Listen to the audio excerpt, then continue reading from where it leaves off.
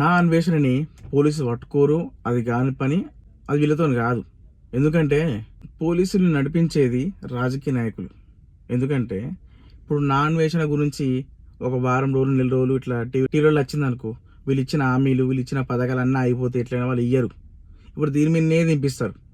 ఏం చేస్తారు రాజకీయ నాయకులు, ఎమ్మెల్యేలు, ఎంపీలు ఏం చేస్తారంటే ఉన్న టీవీ ఛానల్ మొత్తం వాళ్ళకి ఏం చెప్తారంటే నెల రోజుల దాకా ఇదే ఉండాలని చెప్తారు. అర్థమవుతుందా?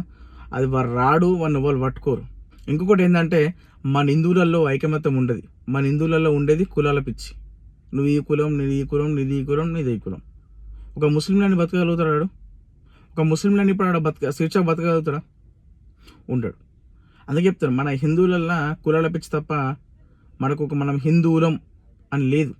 ఇది కూడా మీకు కావాలంటే చూడండి, 18 లక్షల మంది ఫాలోవర్స్ ఉంటే దాదాపు 4 లక్షల మంది తగ్గారు. ఇంకా 14 లక్షల మంది ఫాలోవర్స్ ఉన్నారు. నాన్ వేసిన ధీమా ఏంటంటే హిందువులలో ఐకమత్యం ఉండదు, రేపు ఇంకో వీడియో చేసినా కూడా నన్ను ఎవ్వరు పట్టించుకోరు అని చెప్పిన ఐకమత్యం మనకు అంత ఉన్నది.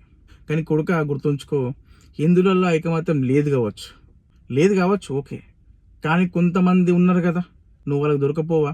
ఆలోచించుకో.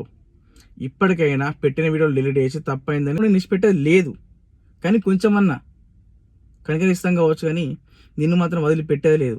కొడుక నువ్వు ఏదో నా మాటలు అందరూ వింటున్నారని చెప్పింది వింటున్నా అనుకుంటున్నావు కావచ్చు, కానీ నీకు దెబ్బ పడుతుంది ఒకసారి గట్టిగా. ఆల్రెడీ పడ్డది ఇది. నువ్వు ఇట్లా ఇండియాకి వచ్చినావంటే నీ పని అయిపోయినట్టే. అసలు నేను ఇట్లా కొడతారు, చెప్పులతో కొడతారా, ఇట్లా కొడతారు ఏందన్నది అది ఎవడు అంచనా వేయలేడు. తప్పైందని క్షమాపణ చెప్పి కనీసం ఇప్పటి నుంచి అన్నా మంచిగా మారు. ప్రజలకు తెలుసు మంచి చెప్పినప్పుడు నెత్తినెక్కించుకుంటారు, తప్పు చేసినప్పుడు కాళ్ళ కింద పెడతారని. గుర్తుంచుకో.